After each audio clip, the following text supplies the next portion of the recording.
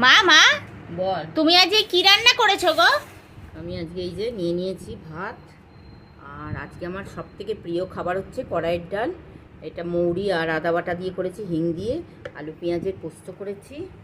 আর এখানে ডবল ডিমের অমলেট একটা করে নিয়েছি, আর সেদ্ধ 4টে ডিম নিয়েছি।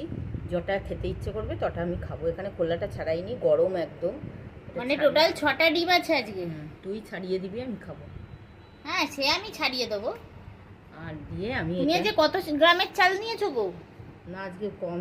আমি একটু ভাত বেশি খাই, কড়াইয়ের ডাল হলে আমার ভীষণ ভালোবাসি। তো মনে হচ্ছে যে 200 গ্রাম চাল নিয়ে নিয়েছো। না না, কড়াইয়ের ডাল পোস্ত দিয়ে আমি একটু ভাতটা বেশি খাই।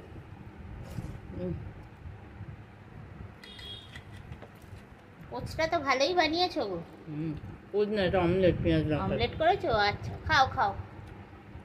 তুই খা।